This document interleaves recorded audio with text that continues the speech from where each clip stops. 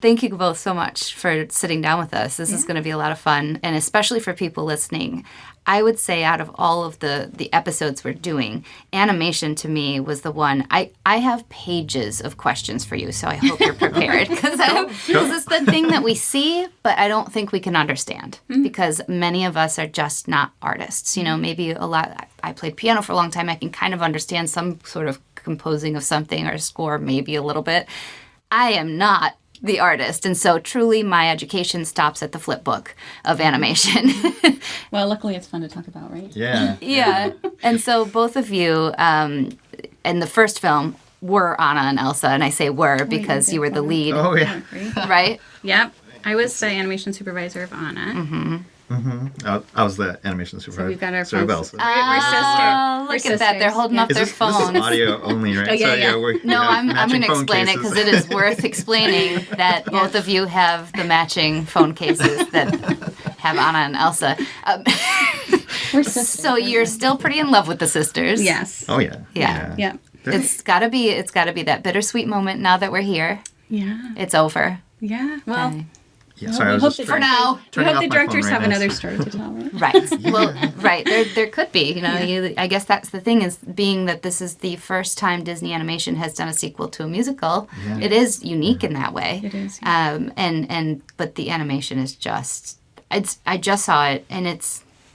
I mean, I expected a lot and it surpassed it. So Wow, congratulations. Thank you. And I know the first thing, so the very easy things that I was, of course, knowing that I was going to speak to you. I was watching on Elsa's dress, the jewels glimmer down to the end of the dress.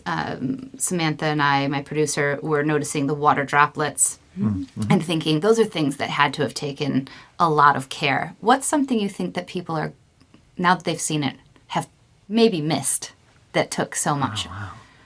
You know, it's funny, like, when we're in dailies, animation dailies, animators show their shots, and it goes up on the screen, the directors look at it. A lot of times it's about what the primary action is and what, we need to get across in the story. But there are so many moments that if you rewatch the film and you see something in the background, like there's so much care and thought put into even background characters or little gags like a glance at, like, because this is we have a team or a team group, a family. It's a family, like Anna, Elsa, Kristoff, Sven, the whole group. And you can see maybe they have a look to each other or something that's really funny. It just adds that extra level. But a lot of times, it's something that the audience really wouldn't be looking at. But like there are so many moments because we're looking at our shots over and over and over in the dailies room, and it's only that maybe like the third time you look at what's going on in the background, and there's so much entertainment there. I mean, So when you watch it for the third, fourth, fifth time, look for those background kind of glances because everything has to be created. And that's just within animation, our department. If you think about all the other little details that are put in by all the different departments, it really kind of creates this very rich movie that you can enjoy over and over and still find new things about it. And so when I'm watching, and again, truly, I don't understand how it's made. So can we just start there? Like, how does Elsa's hand or foot move that way? Like, what is doing that? I know that you both work different ways, where one of you is kind of acting things out and another is, video versus drawing. Oh, you've done your research. Right? But explain that part and from soup to nuts. How does it work? You gonna let them in on a secret? Oh, yes, it's not real. It's not real. What? Wait, what? No. Yeah, no, it's kind of like a puppet in the computer, a digital puppet. So if you think about a stop motion puppet, like how you can actually grab like the arm and then pose it, it's kind of like that, but it's all digital. But so far as like the exploration side of it, say if we have a shot that we're assigned, and then we're doing the performance side of it, we'll do the research of like, okay, how does this shot fit in the overall story, in the sequence story? We think about the characters. Who is this character? How would the character move? What's going on in the character's head at that moment? All of that. And we get issued by the directors, so that they can tell us what they would like to see in the shot as well. so we do our homework first, and then we go to explore like how we would do the shot. So, Becky, would you like to do video reference? So you acted out yourself. Yes, and that's part of the joy of my job. Actually, I love doing that. Sometimes it's silly, and you don't often at all show these things to anybody because... Do you have a bunch of strange videos on that phone right there that is just you going... I do, absolutely. Yeah. But what's fun is that, like, you know, even on Rapunzel, my husband was Flynn. He's very excited about that. And I was Rapunzel because I want to be Rapunzel, of course.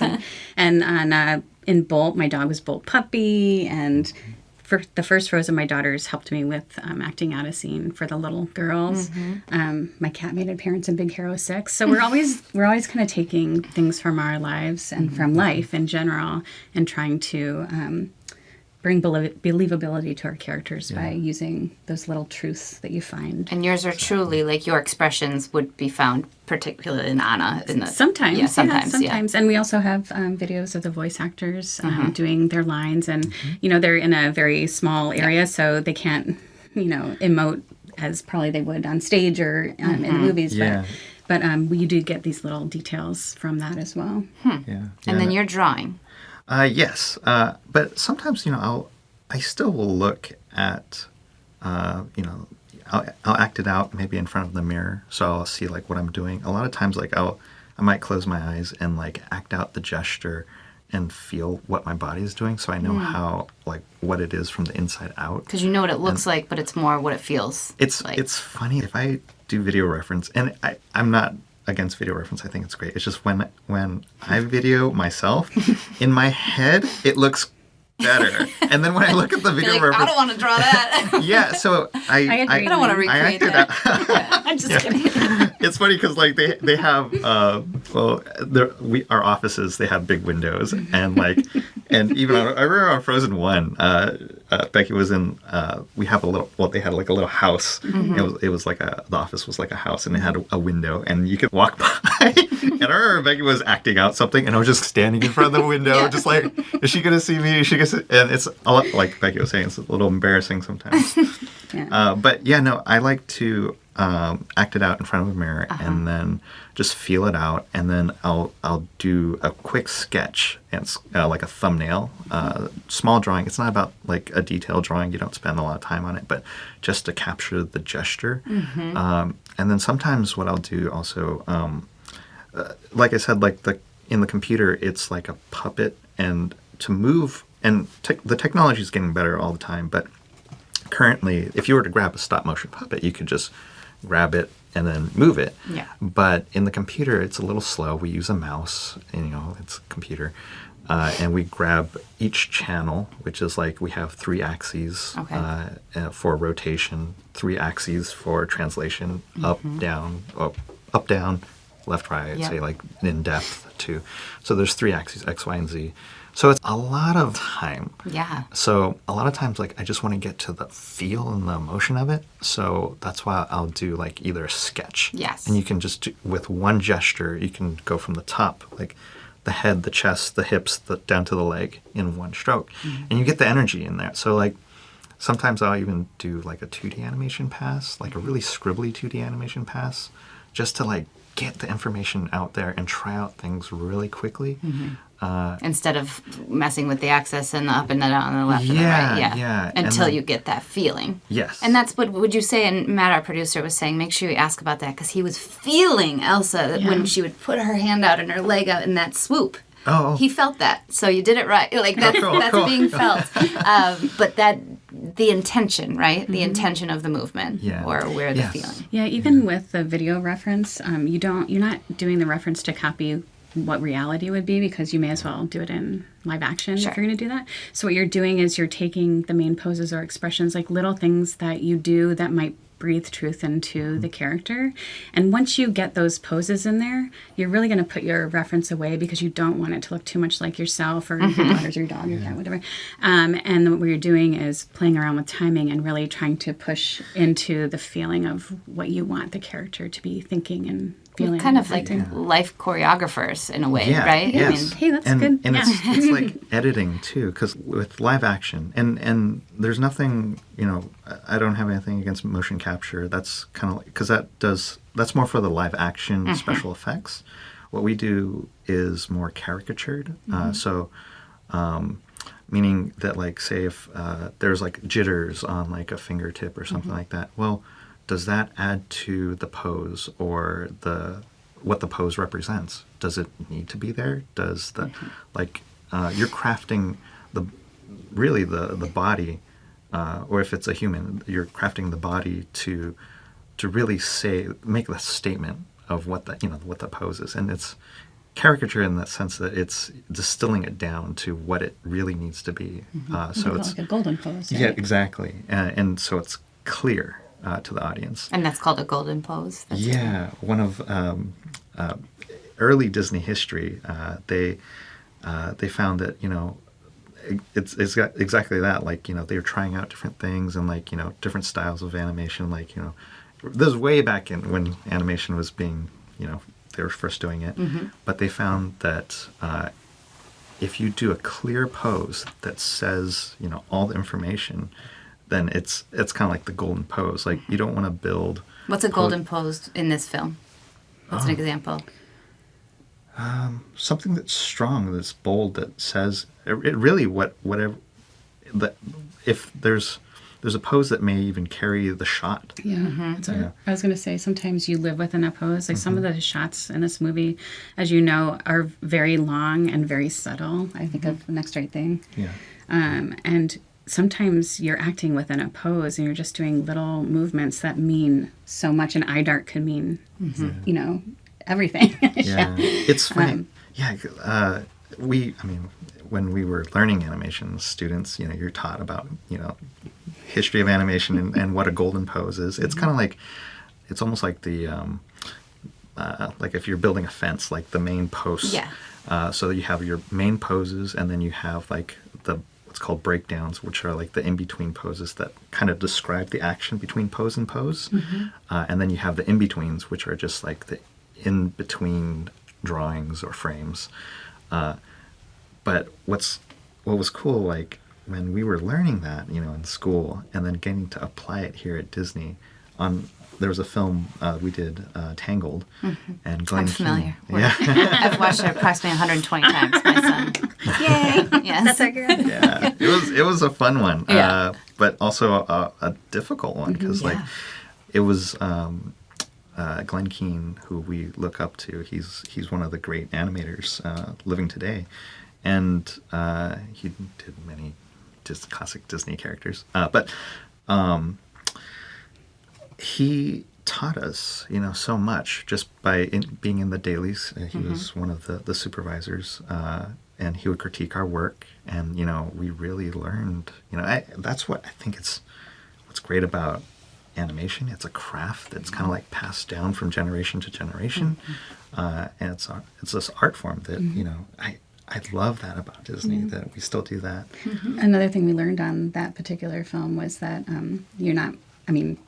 you're always supposed to have intentions behind all the movements of the characters and the thinking behind, but we're doing this musical, and I remember one of the shots I was working on, there two characters in the boat singing to each other, and every time I'd bring it to dailies, they'd say, "No, take out the movement, take out the movement, take out the movement," to where I felt like I wasn't even moving the characters. But it really, like, you don't need always to move things around. It's really about what comes out of the characters from inside out. Understated movement, like we're not doing movement for movement's sake. Yeah. It's really about like what is the point of this? What is, for clarity, like what is character thinking and feeling, and like getting down to that essence. And it's fun, like if you saw our dailies, you might think we're all crazy because like you'll see something that looks good, but then it's like, well, if you strip out that pose or if you change something, it could actually be better and stronger and more in character. Yeah. Or move an eye dart 2 frames, and that changes like just for the beat, thinking. And there's so much with humor. There's how to cut a joke can be, with facial expression. And you mentioned timing a couple of times, and I think that's what also fascinates everybody because it does take a lot of time. How much? Oh gosh. Depends on the scene, right? Yeah. And as far as the movie goes, animation. Is there kind of like an average that? So our quota is like 5 feet a week, and that's like 2.5 seconds ish. Is it 2.5? Let's see. Math.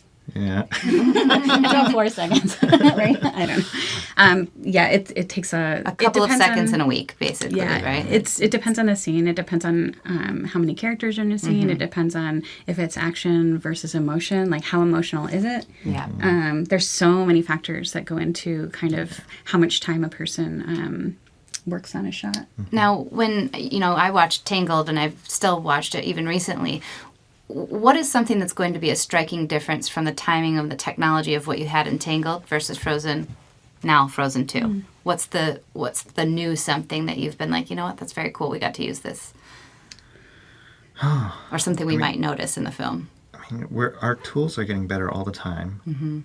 Our craft, we're constantly trying to improve, and we're always constantly trying to learn. Like, And do you think it's like Jennifer mentions the collaboration? She thinks that's just gotten better, where it's not so absolutely. siloed. Yeah. the studio as a whole has grown. We've done several films together, and it is a collaborative medium. Like, I always say, like, on the side of the animation building it says animation, but it really should be like collaboration, because that's what we do. I mean, And on this movie in particular, we had a few new characters that were really collaborative between departments, and I think that was one of the big challenges on this film, in a good way. Yeah. We all had fun reuniting with our friends from other departments from the first Frozen, and a lot of us kind of continued on to this one. So, for instance, the Water Knock and Gale. yeah. There's a lot of collaboration. I mean, between thinking all the about the Water departments. Knocks mane at the end, how I don't know if it grew or something. Is that what just happened? It seemed very long at the end. The mane, it was very sparkly, and it was changing into ice, right? So, Yeah, at the way. It's funny because in this podcast, this is after the film has come out. Yes, it is. it's hard. You're allowed Like, to do we talk have about it, guys. No, in interviews, that we've done prior to the film's release, we can't talk about certain things. And I so caught this your is- little eye dart to me, like, are you? Don't just Yeah. No. It's like, yes, we can't talk about these Yeah. things. No, there's a moment in the Dark Sea where Elsa is running on the water, and it's a challenge because when you think about like how that works, like, okay, so first you have Elsa running on water, And the water's moving. yes, but before that, the water, everything is made up. Again, like I said, like it's nothing exists. So first you have the effects department doing water simulations to try to get the water looking right. Then they have to do that. Then we animate on top of that. When she's running on the water, now that displaces the water. It splashes, and the snowflakes that she's running on, again, like, it displaces the water out of the way. So now it's like a chicken and egg thing. Now then the simulation has to be run again to take into account for that. And then we may need to like adjust one more time, if there's any difference in the height of the animation that we've done. And it was a bit challenging because like sometimes we'd have to go back in and again adjust.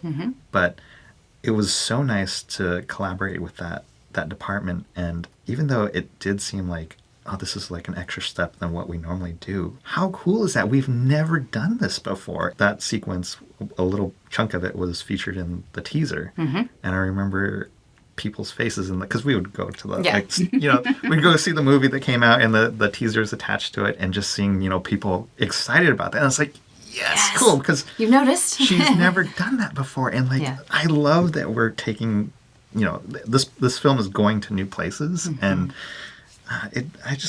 it's fun. Wayne's excited, can you tell? Yeah. So that's one of the places where you go somewhere new, where it's kind of that, and I imagine that had to be one of the most challenging scenes. I think so. It is. But there are also challenging moments in the film that don't seem like challenging moments. Like what? So, for instance, Elsa in that sequence, that's challenging for one reason, because it's collaboration between effects and animation back and forth, but it's just one character. Right. But other scenes, like maybe they're just in the forest walking around, but you have all the 5 of them. characters. I mean, they're established Or as a even family more. now, right? Right. So they're always together together. in a lot of scenes. And there's a lot of leaves around them that Yeah. are moving. Yeah. And Yeah, that's it. yeah. And it's because they not only need motion, but Yeah. every single one of them needs emotion. So it's Yeah. challenging. Yeah, I mean, hats off to the animators. We have an amazing team. Yeah, it's hard because you have to think about one character, and it's a challenge. I mean, you're thinking about one character and what the character's thinking. Then you have that one character talking and interacting with another character. But then, like, there are some characters that, in the background that they have to be doing things as well. And then all the while we have quota and we have deadlines and they all have to. It's a visual medium, so the flow, like where you guide the audience's eye too. You have to be thinking about all these things. And it's hard on us because we have families and things, and but we're so lucky. The work is fun because this movie was so full of amazing moments and but I'm so thankful for the crew that we have. Like, they are amazing, especially like it's. Are there it's a people here challenge. around the clock working on something like this, or are there is this like shift work to get it done, or is it?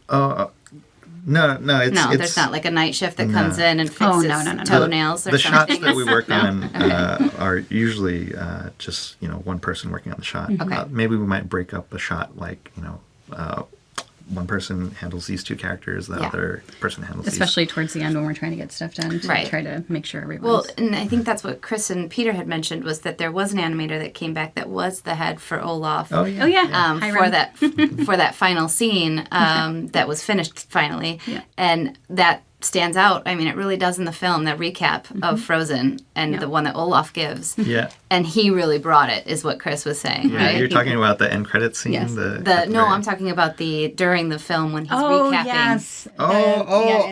Yes. That was pretty fun to see come to life in dailies. Because that was, Yes. I mean, animation really tells the story, because he's kind of just jibber jabber. I mean, they told me he was in here just ad-libbing a bunch of stuff. And It's every animator, they bring something that's specific. Like for Hiram, for example, Hiram Osman, he was the animation supervisor of Olaf on the first film.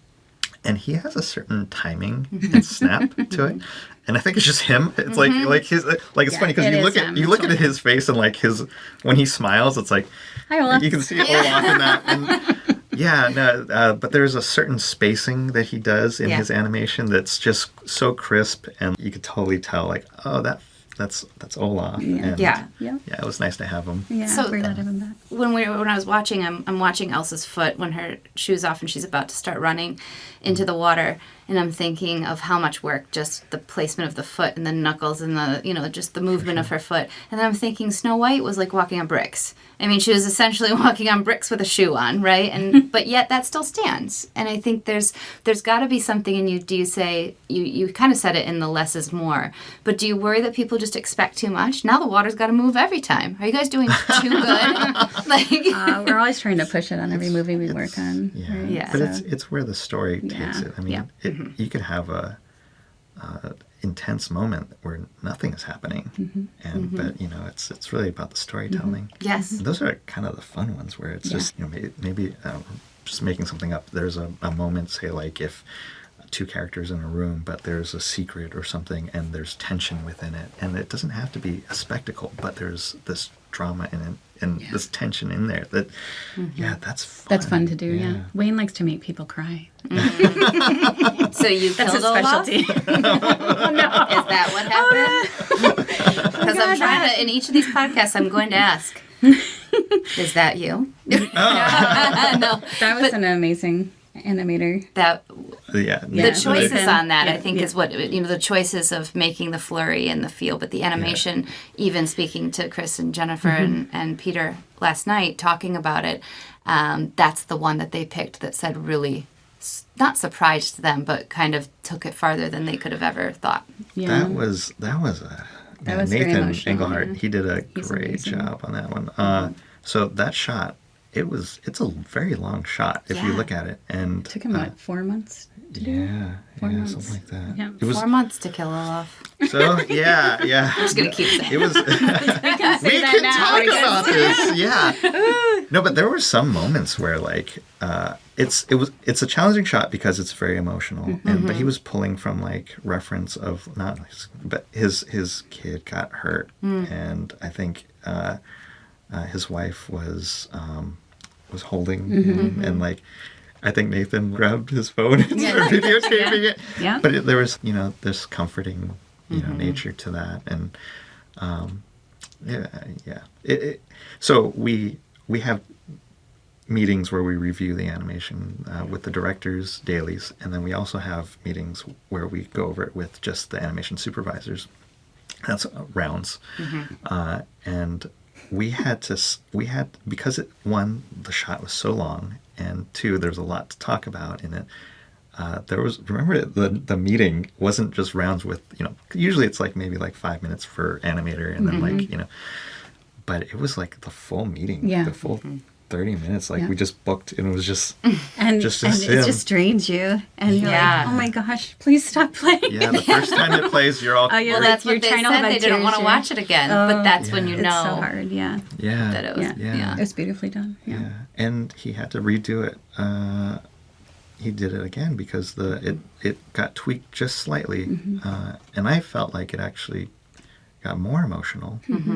I think it was a little like they wanted to make it true to Olaf, who Olaf was, so he wasn't scared. He wasn't. Right. So they kind of changed that out, but it was even more emotional. I felt it was more emotional because like he's talking like a child, but aware that this is going to be hard for a mother. And so he says, "You give me goosebumps." It was. I remember hearing the dialogue. I was like, "Oh my gosh, this is even more heavy!" Like, because he says like, "Oh, you're gonna have to do this alone now." Yourself, And, Did you cry? I did. Well, teared. I would say I'm like a hardened, cold soul, and but yes, emotionally brought up for sure, and like that feeling in my throat. So that's good. That did it. Is there anything? It's got to be so hard, but I can't imagine you don't feel this way. Is there anything you still, it's out of your hands now, but wish you could go back and just put one more final touch on? Oh, I think everyone probably feels that way. Like it's Is there one scene you could tell us, or something specific that you? I don't think so. I mean, I feel like everyone No, brought it to this movie. Yeah, I think it's a personal thing. Like, yes, that's what I mean, to your personal like liking. I know some animators, they would say, "Oh, I wish I could do." I was like, "It's perfect. Yeah. It's awesome." But everyone we're hard on ourselves. We are. Each person has something, but yeah. It's like you have to treat somebody else, or treat yourself the way you would treat someone else, right? Say the things you would say to someone else, right? That you'd say to yourself. That's the hardest thing. Imagine. Well, I mean, it's funny because like we're guilty of it too. We work on animation, like shots, and I wish I could tweak stuff, but like it's. We used to call it publishing. Now you have to publish your shot when you're done, and then it can move to the different departments. And so you have a certain timing that you need to publish it. It used to be called committing, and I'm like, I have so much trouble with commitment. I just don't want to do it. And it's like prying it from our hands. Yes. But, I would always ask myself, like, are you polishing the shot or are you perfecting? Like, it doesn't need to be like it's because we have a step. It's called we have like blocking and then splining, in betweening, and then we polish. Okay. So it's a polish pass that we do, and just make sure the arcs are right and spacing is right. There's no hiccups, nothing that will draw the audience out. Yeah, and, that's the big deal. Yeah. So we polish, but there's this point where it's like you gotta let it go. Really? Yeah. You do. It comes up in every interview. Don't worry about it. It happens every time. How many hands would you say touch Elsa's hand before we see it? Okay, from the very beginning, there's the person who did the storyboards. And, I mean, even just further in production, back, even further back, like Jen, the writer. Yeah. So then it goes into, storyboards. And then, the person who, you mentioned a good point. There's the production side of it, which is, so storyboards, the layout, which is the camera work, posing that and staging it. And then there's animation. But even before animation, there's the pre-production side of like the people who have to build, like I was mentioning earlier, like it's like a digital puppet. Yep.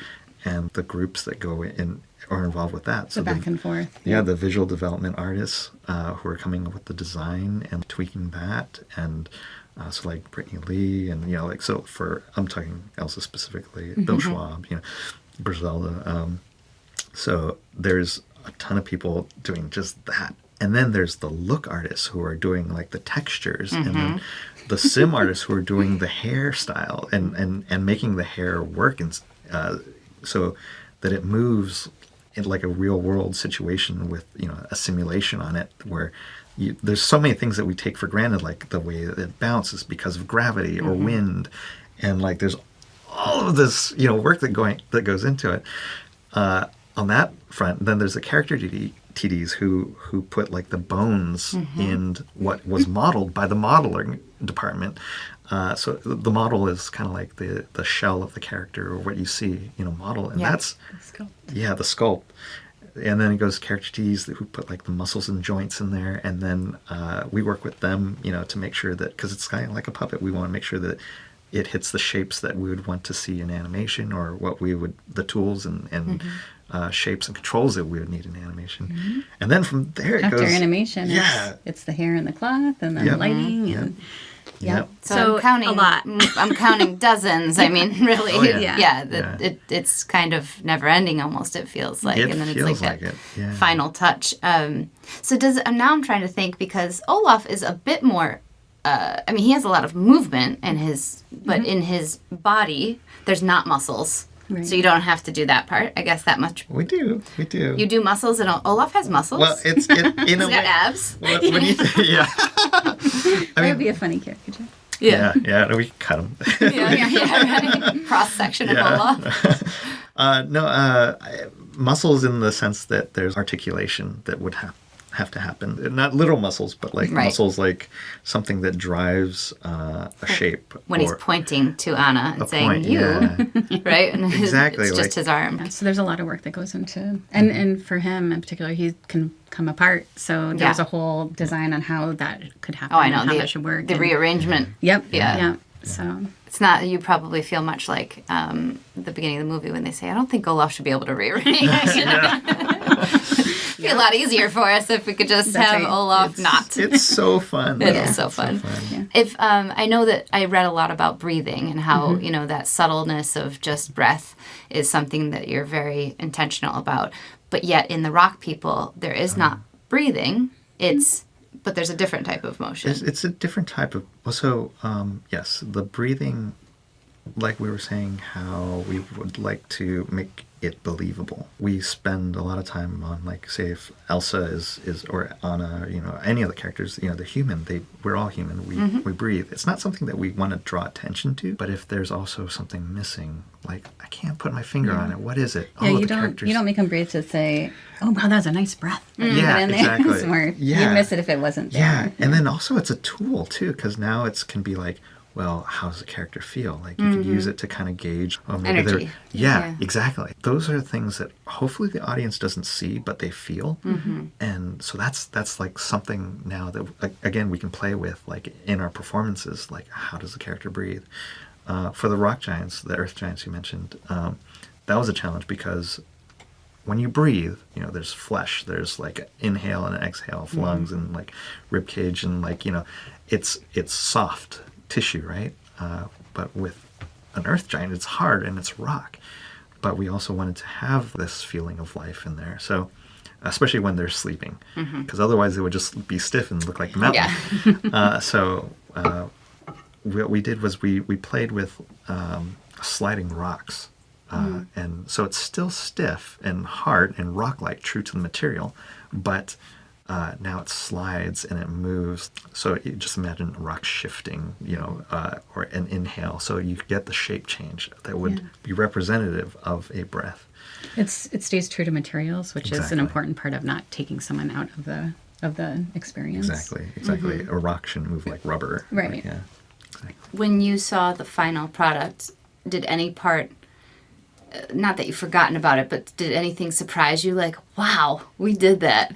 Is there one part that you're just so proud of that sticks out? There's a lot of moments. Yeah. There's a lot of moments. I mean... But maybe just give a few that we can... Sure. I mean, it's funny to talk about, because it has You're not... allowed. Show Yourself was one of them, where, you know, we talked about what Atta Holland would look like, and then to finally see it, like, in color and rendered. Right. And it was just like, Because you're not always seeing things in color. The coloring happens later. The lighting happens Yeah. later. It's always a fun moment to see a shot in final lighting. And then effects. And there's so many other moments that, the whole film actually, to see it rendered and lit, is amazing. But really, I think it doesn't really wow me so much. How should I say this? Like, I could look at the color and be wowed by that. But then when you see the whole film together and you see that's a single character and that's a performance, and you forget that this is not 100 animators working on bits and pieces of it, but it feels like one story, one character. And these characters are alive. Yeah. Contrary to what Wayne said in the beginning of the house. What's the illusion? It's the illusion that we're doing. And you really feel for them, and you go Yeah. on this journey with them, and then you're sad with them, and you're happy with them, and Oh my gosh! So, for me, seeing this screening early on, even before we started animation, of Show Yourself, when Elsa reaches out to Holland. I've been with Elsa for a long time, from the first Frozen and other projects, and so to see her she kind of feels like, I kind of joke around about this, like we spend so much time building the character, like, or helping, with, like, say, the rig, or, like, so much detail on every facial, pose, and, building all of that and spending time with the character. They almost become like your kids in a way, like, and she went through a lot in the first film. Yeah. Like, and my heart goes out to her. And then, like, now seeing how she is in this second film, and then in Show Yourself, she's so happy. And I was so happy for her. And, like, I remember, I'm going to cry. But, I mean, it is one of those, I'm just so, like, you're so proud of them as a and I know it's not real. but like, it is. Becky said it's real. Yeah, I don't know what you're talking about. But, like, you feel for them, and, like, I was just so happy for Elsa at that moment. And then, it's... And there have to be moments like that where you get so invested, and maybe, you have something that, and I asked this of the composers, and he had, Chris had a great way of telling me, but there are things that don't make it, that have to be redone, that get cut, and you just have to truly let go, right? Yeah. I mean, you just have to say, how was it this time? Because it's like now the family evolved that we see on screen, but it's also your family has evolved, working with Jen and Chris. How has that changed? How did the relationships all... Yeah, I feel like just as the characters kind of go on this journey and find out new things about themselves, like, what's nice is we know these characters, and we're able to push them push them further. And I feel like we know our team, and we already were a family of sorts, and it was just nice to get back together and kind of push more with them too. Yeah. Is there a like a personal moment or something that you've had an anecdote from the original that touched you, that your work you saw, doing something to someone? Can you tell us about that experience? What the characters go through. I'm just speaking for Elsa. What she goes through, what she feels like. I feel like it's very relatable, and, like, to hear stories from people who say, "Oh yeah, that spoke to me," and I love that. Like, I've heard so many different stories that it's awesome to see that something that we created a film, we created a movie, but then to hear, like, how it actually touched someone and made them think a certain way, like, and help them maybe from a difficult situation. Yeah. And that's just amazing. Yeah. That's an important part of our job, I think. Yeah. The impact. Yeah. What is Becky, what's the biggest myth about what you do? Biggest myth about what we do. Well, I mean, like, you go to a cocktail party and nobody knows that you work at Disney, right? I know. Maybe one. Yeah. That the computer animates for you. Yeah. No, the computer wants to do the worst job possible. Yeah. The computer actually is like an autocorrect. You're like, no. No, come on, that's not what I meant. Yeah. Yeah, there are humans doing Yes, it. yes. Right? So- you are one of those humans. Yes. Yes. So we don't just set golden poses and then tell the computer to animate for us. We are actually touching almost every frame of the movie to try to push the emotion into these characters. And But when you say it, I'm just going back to the cocktail party because this is how life works. And I feel like life is just a series of kind of like reintroducing yourself. It's like first dates all over the place. Like, yep, this is who I am. This is where I'm from. And that's where we are right now is like us on a first date kind of. I'm learning about you guys. But what do you, have you like honed that explanation of what you do? Do you feel like? Do people just automatically go, whoa, Disney, right? Is that... You know, I don't think I've ever... You don't go to cocktail parties? No. Just kidding. No, you know, I've never actually... That's a good question. Like, I don't think I've ever had the opportunity... Someone has actually asked me, so what is it exactly that you do? If I had to answer it, like, again, like, I think you might think we're crazy. But this, like, because you want me to tell you a little bit? Please. We would get issued the shot and for the scene and everything like that. But then when we're actually producing the animation, we're thinking about the poses. We're thinking about the way that the character, again, believability. We're thinking about the weight of the character. We're thinking about, like, how would the, you know, would the weight be on one side on the hip or the other side, or like where are you drawing the viewer's attention? So like should I pose the arm out straight or have it bent a little bit? What is that saying? What are the mechanics like for, you know, if we were doing like some sort of locomotion cycle, like, okay, well, before a character starts to move, like, okay, they should lean a little bit forward because a walk is like a fall that you just catch yourself with the other foot. And like, how do you build up the potential energy for motion to start? So we have anticipation, or there are actually 12 principles of animation that help make something believable. We're looking at spacing and arcs, and and then on top of it, we have to make a performance. Yeah. If the character is talking, there are mouth shapes. You know, it's funny. I could go on and on, but right. Like 3 glasses of wine later. So now this person at the cocktail party is a student, and they say, "But I just want to do what you do." What do you say? If they're a student, to just Study learn. life. Yeah. Study life, study acting. Yeah, you could learn so much. Is there something that you wish you could even go back and do more of? Like maybe it is, you kind of just explained, kind of vocal, you know, work or something that would help you even more that you would tell a student? Because obviously you go to school. Yeah. There's so many for different disciplines in our one building, and it feels like there's so many different places you could concentrate on one specific thing. But I mean, to get your job. For our job? Yeah. I guess I'd say release movement and acting, and it's really studying life and being excited about learning. I know, well, you both have kids. So what does their feel that you are now 8 years deep with Anna and Elsa? Yeah. Well, they felt connected to the first movie because I use them as research for the young Anna and Elsa, and I think they think it's pretty cool. And the song "Into the Unknown" came out, and my daughter immediately picked it up, and now it's all over my house, singing all over my house, and I feel like they feel very connected to these characters, just like I do. Same, very similar. So my daughters right now are 10 and 8, and 6 years ago. Yeah. Mine are 14 and 17.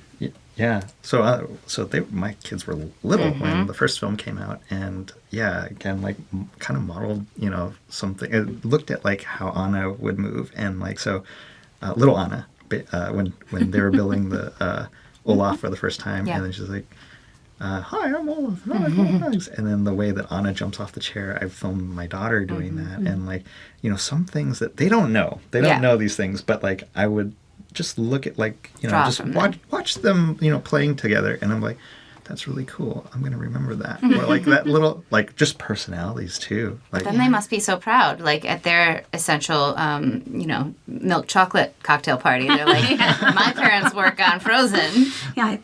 I think they're pretty proud. Yeah.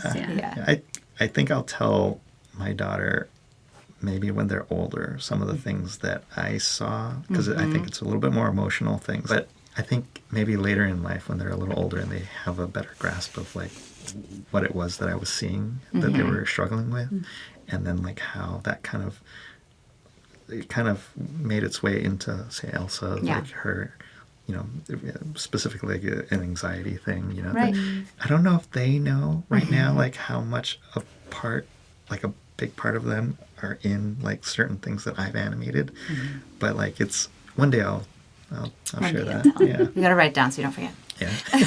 Well, I feel like I've learned a lot today. And I want to thank you both so much because this is going to be really special for people to listen to. And get started because Frozen 3's got to happen, all right? Thank you. Thank you.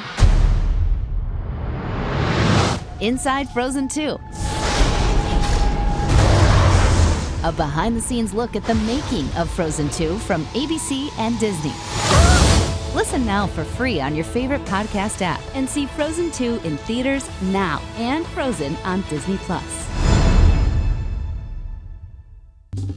Well, hey there, GMA fans. Robin Roberts here. Thanks for checking out our YouTube channel. Lots of great stuff here. So go on, click the subscribe button right over here to get more of awesome videos and content from GMA every day, anytime.